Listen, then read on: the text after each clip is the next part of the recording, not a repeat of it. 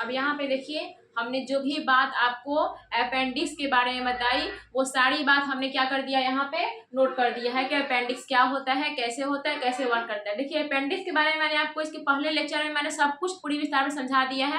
Appendix पाई कहाँ जाती है, अपेंडिक्स होता कैसा है, अपेंडिक्स का काम क्या है, नहीं है, तो ये सारी बातें हमने इसके पहले लेक्चर में क्या कर दिया, आपको बता दिया, समझा दिया। अब यहाँ पे देखते हैं कि अपेंडिक्स में मैंने जो जो बातें लिखा है वही बात हमने बताई है और वही बात को हमने यहाँ पे क्या कर दिया है, लिख दिया है। इसके पहले लेक्चर को आपको देख करके किसी प्रकार का कोई अगर डाउट आता है या फिर अभी मैं अपेंडिक्स को जो लिखवाने जा रही हूँ उसमें किसी प्रकार कोई डाउट, कोई प्रॉब्लम, कोई समस्या आती है बाबू, तो आप कमेंट करके कमेंट में जरूर लिखिए कि आपको डाउट कहाँ पे आ रही है, कहाँ प्रॉब्लम हो रही है। मैं सारी डाउट का क्या करूँगी, आपका निवारण करूँगी। ठीक है, सबसे पहले हम देखते हैं अपेंडिक्स। यहाँ पे मैंने बताया था कि क्या है आपका, ये अपेंडिक्स होता है। तो अपेंडिक्स क्या है आपका, यह हमारे शरीर का अवशेषी अंग है। क्या है बाबू आपका अपेंडिक्स, बताया था हमने, अवशेषी अंग है। अवशेषी अंग कहने का मतलब क्या होता है, आपके बॉडी में तो वो अंग है लेकिन उसका कोई काम नहीं है। अवशेषी मतलब कि बेकार अंग है। अवशेषी अंग कहने का मतलब कि आपके बॉडी में ऐसा अंग जो आपके बॉडी में तो है लेकिन वो किसी काम के नहीं है। जैसे आपके बॉडी में आपके त्वचा पर जो बाल है वो किसी काम के है क्या,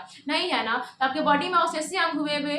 उसके बाद आपका क्या हुआ, आपका अपेंडिक्स ये आपके बॉडी में है लेकिन ये किसी प्रकार कोई पाचन कर रहा है क्या, पाचन की मदद कर रहा है क्या, नहीं, ये हमारे लिए तो अवशेषी है लेकिन जो जानवर है ना उसके लिए उतना ही महत्वपूर्ण है। क्योंकि याद करो बाबू, इसके पहले चरण में मैंने बताया था आपको, क्या बताया था कि जो भी आप साग सब्जी खाते हो, साग खाते हो या फिर हरे घास फूस खाते हो या फिर कच्चे पदार्थ खाते हो, उसका पाचन यानी कि सेल्यूलोज का पाचन करने में अहम भूमिका कौन निभाता था। आज से 4000 साल पहले मनुष्य में अपेंडिक्स ही निभाता था। तो हमारे लिए तो अपेंडिक्स का कोई अब काम नहीं रहा, हमारे बॉडी में अपेंडिक्स एक अवशेषी अंग बन चुका है। लेकिन वहीं पे अगर जानवर की बात करें ना, तो जानवर आज भी घास भूसा उसके बाद कच्चे पदार्थ का सेवन करते हैं, तो क्या करते हैं, उसको पचाने के लिए उसमें जो अपेंडिक्स होता है काफी महत्वपूर्ण अंग होता है। क्या होता है, जो अपेंडिक्स होता है जानवर में वो काफी महत्वपूर्ण हिस्सा होता है। अगर जानवर में अपेंडिक्स नहीं रहेगा ना तो क्या होगा, जानवर जो घास भूसा खाते हैं उसका पाचन नहीं ढंग से कर पाएंगे। ठीक है ना, तो ये बात होता है आपका। यहाँ पे हमने लिखा है क्या, यह हमारे शरीर का अवशेषी अंग है। समझा दिया कि अवशेषी मतलब क्या होता है, आपके बॉडी में वो अंग तो है लेकिन क्या है आपके बॉडी के लिए बेकार है। यह सेल्यूलोज को पचाता है। सेल्यूलोज कहने का मतलब आपको बताए होंगे क्लास 9th में, अभी आपको पढ़ाएंगे तभी बताएंगे वहां पे, और अभी आपको बता भी चुके हैं क्लास 9th के लेक्चर में, फर्स्ट लेक्चर पढ़ना है, कोशिका में पढ़ना था सेल्यूलोज। सेल्यूलोज क्या होता है, इसकी जो संरचना होती है काफी मोटी होती है, कड़ी होती है और निर्जीव होती है। सेल्यूलोज कैसी होती है, मोटी होती है, कड़ी होती है, निर्जीव होती है। जिस प्रकार मानव में जो कोशिका झिल्ली होती है उसी प्रकार पेड़ पौधे में क्या होती है, सेल्यूलोज होती है। क्या होती है, सेल्यूलोज होती है। सेल्यूलोज जो पेड़ पौधे की जो छाल होती है ना, जो ऊपरी जो हिस्सा होती है वो किसकी बनी हुई होती है, सेल्यूलोज की बनी होती है। तो यहाँ पे बहुत ज्यादा डीप हम नहीं जाएंगे, अगर बहुत ज्यादा डीप जाएंगे तो उसके बहुत अंदर घुस जाएंगे सेल्यूलोज के बारे में। ठीक है, सेल्यूलोज के बारे में बहुत कुछ जानना है आपको, जो यहाँ पे हमने बताएंगे जब क्लास 9 बताएंगे, जब क्लास 9 का बायो पढ़ाएंगे आपको कोशिका, तब समझाएंगे वाकई में कि सेल्यूलोज का क्या काम है और कैसे वर्क करता है। सिंपल सा बात समझिए कि जो सेल्यूलोज होता है वो किसमें पाया जाता है, मानव में नहीं पाए जाते हैं। ठीक है, वो कहाँ पाए जाते हैं, पेड़ पौधों में सेल्यूलोज पाया जाता है। समझ गए ना, तो सेल्यूलोज वहाँ पे आपको बताएंगे बहुत विस्तार से। अभी सेल्यूलोज के बारे में बस इतना ही। ठीक है, तो सेल्यूलोज को पचाता है और यह जानवरों का एक मुख्य अंग है। देखिए कितना अच्छा बात यहाँ पे है, यहाँ पे क्या है कि हमारे लिए अवशेषी अंग बन चुका है, क्योंकि हम तो घास भूसा खाना 4000-2000 साल पहले छोड़ चुके हैं।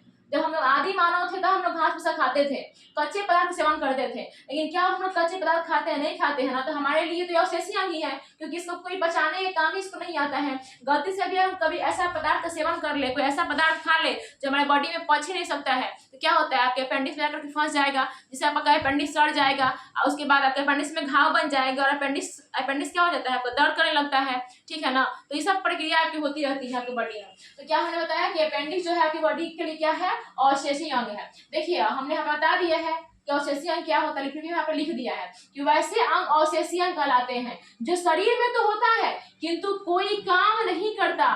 जैसे अपेंडिक्स, पहला क्या है आपका अपेंडिक्स, बहुत सारी चीज होते हैं। अपेंडिक्स है, थर्ड मोलर, याद करो जब मैं दांत पढ़ा रही थी मैं आपको, इसको बोलते थे अकलचा, थर्ड मोलर याद करो। तो उसमें उसका क्या काम है, क्या जरूरत है कि आज के बच्चों को अकल, आज के पहले लोग बोलता था जब किसी इंसान का थर्ड बन जाता था ना, थर्ड मोलर, तो पूरा मांस को फाड़ करके बाहर निकलता था। आपके जो आपके यहाँ पे जो मसूड़ा है, मसूड़ा को फाड़ के बाहर निकलता था। और 25 साल के बाद जब इंसान हो जाता था ना, 25 साल के बाद निकलता था थर्ड मोलर, तो उसमें लोग बोलते था ना कि अभी इसके पास इसका अकल चौह जम गया है, मतलब इसके पास ज्यादा अकल होगा। ऐसा कुछ नहीं होता है बाबू। आजकल के बच्चे या फिर कोई किसी को देखिए, किसी के पास अकल की कमी नहीं है, बस वो अपना दिमाग कहीं लगाना नहीं चाहते हैं। आजकल के बच्चे या फिर कोई भी हो मोबाइल में अपनी पूरी जिंदगी बिता देते हैं, ठीक है ना। तो वहां से बच के रहिए आप बाबू। यदि आज फोन से बच जाओगे ना, तो कल आपका जिंदगी बाबू, जिंदगी में किसी प्रकार कोई प्रॉब्लम, कोई प्रकार की परेशानी नहीं है आएगी बाबू। लेकिन आप लोग चाहते हो कि सब चीज़ हम मोबाइल से ही करें, मोबाइल में रात दिन भर बैठ के शॉर्ट्स भगाते रहना, ये सही बात नहीं है। अपनी लाइफ आज, अपने फ्यूचर की ओर ध्यान दो। अब आज अपने फ्यूचर को सिक्योर कर लोगे ना बाबू, तो कल होकर के कल तुम्हें किसी प्रकार का कोई दिक्कत नहीं होगा, समझ गए। कोई भी काम आप अच्छे से इज्जत के साथ करके खा सकते हो, रह सकते हो, जी सकते हो, ठीक है ना। इसीलिए मैं बोलती हूँ कि फोन से जितना हो सके दूरी बना करके रखो।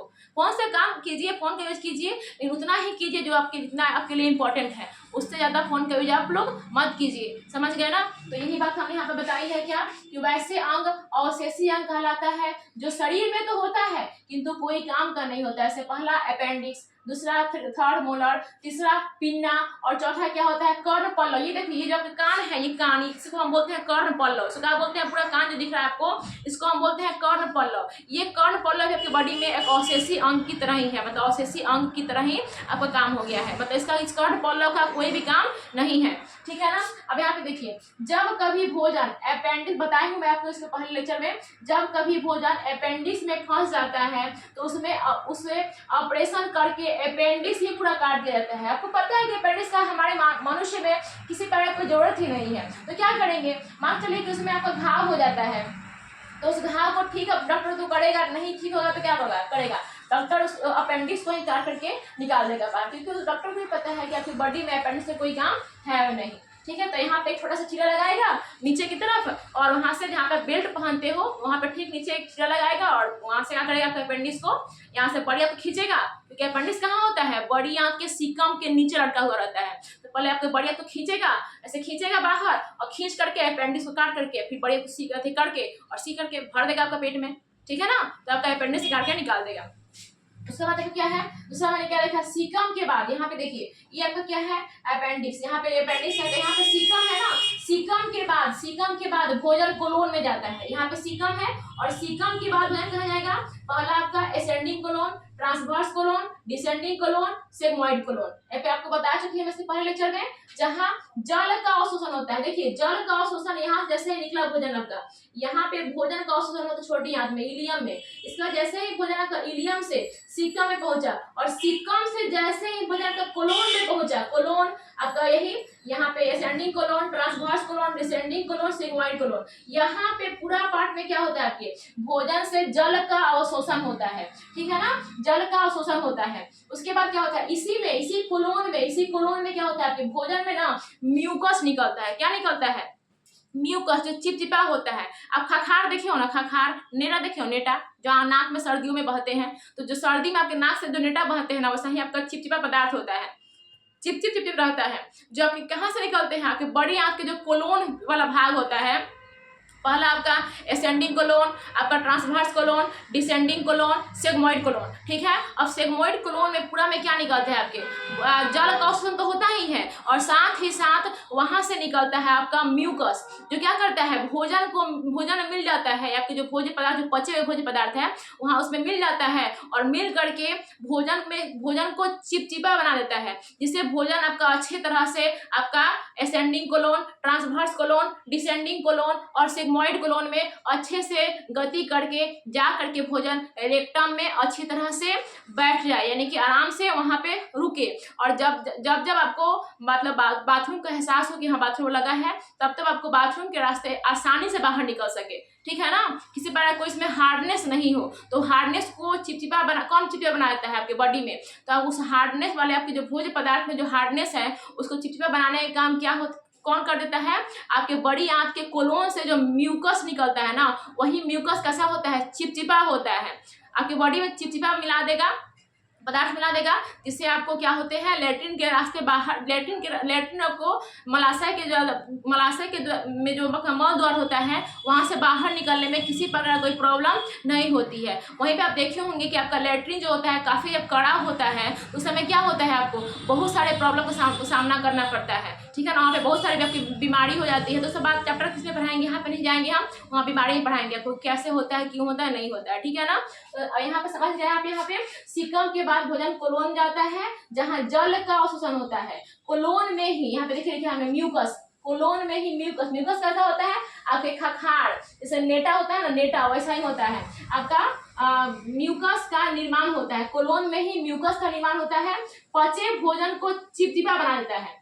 चिपचिपा बना क्यों देता है, ताकि भोजन आसानी से, मतलब मान चले कि आपका पाइप है, इसलिए हमको भोजन को भेजना है, तो क्या करेंगे हम, यहाँ भोजन को चिपचिपा बना के भेजेंगे ना, तो भोजन क्या होगा, आसानी से गति करेगा, आसानी से गमन करेगा। लेकिन वहीं पे भोजन को उठा करके टेल देंगे, क्या भोजन गमन करेगा ढंग से, नहीं करेगा ना, वहाँ पे इसको दर्द होगा या फिर मतलब खखोड़ा जाएगा, छिला जाएगा, हम लोग बोलते हैं ना कि छिला गया है, खखोड़ा गया है, तो भोजन भी क्या करेगा आपके बढ़िया खखोड़ देगा। तो बढ़िया ना खखोड़े, आपका भोजन आसानी से आपके मलाशय के मल द्वारा आसानी से जो अपचा भोजन है, जो अपशिष्ट भोजन है आपके बाहर निकल सके, उसके लिए भोजन में क्या चाहिए, भोजन में नहीं, आपके भोज्य पदार्थ, जो पचे हुए भोज्य पदार्थ होते हैं, जो अवशिष्ट पदार्थ होते हैं, उसमें क्या चाहिए आपके म्यूकस चाहिए, ताकि भोजन आसानी से बाहर निकल सके, ठीक है। जो भोज्य पदार्थ है आपका, जो पचे हुए भोज्य पदार्थ है, जो अवशिष्ट पदार्थ है, वो आसानी से मल द्वार के रास्ते बाहर निकल सके, ठीक है ना। तो क्वेश्चन पूछता है कि म्यूकस का निर्माण कहाँ पे होता है, तो म्यूकस का निर्माण बड़ी आंत में होता है, और बड़ी आंत में कहाँ पे, तो कोलोन में होता है, जो पचे भोजन को चिपचिपा बना देता है, ठीक है ना। अपचा भोजन इलियम से, देखिए बाबू, यहाँ से इलियम में भोजन का पूरा पाचन तो हो गया था, पढ़ाई थी ना मैंने कि छोटी आंत में भोजन का पूर्ण पाचन हो जाता है। और यहाँ से भोजन इलियम से होते हुए कहाँ पे जाएगा, आपका सीकम में जाएगा, और सीकम से होते हुए कोलोन से होते हुए भोजन आकर के यहाँ पे रेक्टम में आकर के स्थिर हो जाएगा, मतलब यहाँ पे रुक जाएगा। और उसके बाद आपको जब आपको बाथरूम लैट्रिन लगेगा, उस समय आपको टाइम पे आपके मल द्वार के द्वारा, यानी कि एनस के द्वारा, मल द्वार के द्वारा आपका जो अपचा भोजन है, यानी कि जो अपचा भोजन है, जो खराब पदार्थ आपके बॉडी में बने हुए हैं, वो बाहर निकल जाएंगे, ठीक है। तो ये पूरा पार्ट मैंने जितनी बातें बताई बाबू, इसमें आपको कहीं से भी किधर से भी कोई भी दिक्कत आपको आती है तो आप बेहिचक कमेंट में पूछिए हमसे, ठीक है। अब इसके बाद जो मैं आपको टॉपिक पढ़ाने वाली हूँ ना कल के लेक्चर में, वो काफी इम्पोर्टेंट टॉपिक है। अब तक आपने जितनी पार्ट को पढ़ा, जितनी बातें को पढ़ा, अब वही हम कल एग्जाम में पूछता है कि बताइए मनुष्य में पाचन की जो क्रिया होती है कितने चरणों में पूर्ण होती है। याद करो बाबू, हमने जब आपको अमीबा बताया था, अमीबा, तो वहां पे भोजन का पाचन की क्रिया 3 चरणों में पूर्ण हुई थी। वहीं पे मनुष्य में क्वेश्चन पूछता है कि मानव में जो पाचन की क्रिया हुई कितने चरणों में पूर्ण हुई। सबसे पहला आप क्या किए, भोजन को अपने मुंह में लिए, यानी कि अंतः ग्रहण किए, मुंह में लिए, उसके बाद भोजन का पाचन हुआ, क्या किया, भोजन छोटे छोटे टुकड़ों में टूटा। जटिल भोजन था, आप रोटी खाए तो रोटी क्या हुआ, छोटे छोटे टुकड़ों में टूटा, यानी कि भोजन का पाचन हुआ। पाचन होने के बाद भोज्य पदार्थ का अवशोषण हुआ, यानी कि ब्लड क्या किया उस चीज को अवशोषित, ब्लड नहीं, आपके बॉडी में जो बिलाई है, बिलाई भोजन को अवशोषित किया। अवशोषित करने के बाद के भोजन में जो मिनरल्स बने, जितने प्रकार के जो मिनरल्स बने, वो क्या किया, न्यूट्रिएंट्स बने, वो सब क्या किया, उसको आपके स्वांगीकरण हुआ, यानी कि अवशोषण के बाद भोजन को स्वांगीकरण, आपके ऑल पार्ट्स ऑफ बॉडी में क्या हुआ, स्वांगीकरण हुआ। और स्वांगीकरण के पश्चात आपके भोजन में जो भोज्य पदार्थ जो बने, अवशिष्ट पदार्थ जो बने, उस अवशिष्ट पदार्थ को तो बाहर निकालना भी तो जरूरी है ना। तो बाहर निकलने के लिए आपका बहिष्करण होना जरूरी है, यानी कि जो अवशिष्ट पदार्थ आपकी बॉडी में बने, पाचन, आप सबसे पहले क्या किए, भोजन का अंतः ग्रहण किए, अंतः ग्रहण के बाद क्या किया, भोजन का पाचन हुआ, पाचन का भोजन का अवशोषण हुआ, अवशोषण के बाद क्या हुआ, आपका स्वांगीकरण हुआ, यानी कि ऑल पार्ट्स ऑफ बॉडी में आपको जहां जहां जरूरत वहां पे गया। उसके बाद क्या हुआ, आपके अवशिष्ट पदार्थ जो आपके भोजन में बने हैं, जो विषैले पदार्थ बने हैं, उसका बहिष्करण हुआ। तो ये 5 चरणों में मनुष्य में पाचन क्रिया जो होती है ना, 5 चरणों में पूर्ण होती है। सारे बात को हम इसके अगले लेक्चर में आपको बहुत अच्छे से समझाएंगे बाबू, तो आप लेक्चर में बने रहिएगा बाबू, बिल्कुल लेक्चर छोड़ के मत जाइएगा। आपको एक पॉइंट काफी अच्छे से समझाएंगे और वहां पे आपको बहुत अच्छे समझ में आएगी। इससे पहले आपको जितने भी लेक्चर मैंने आपको बताई है, जितने भी लेक्चर आपको दी है, क्लास 10th बायोलॉजी चैप्टर 1 की जितने भी आपको लेक्चर दी है, इसमें कहीं से भी कोई डाउट आपको लगाती है तो आप हमसे बेहिचक कमेंट करके पूछ सकते हैं। कोई प्रॉब्लम हो हमसे पूछ सकते हैं, ठीक है।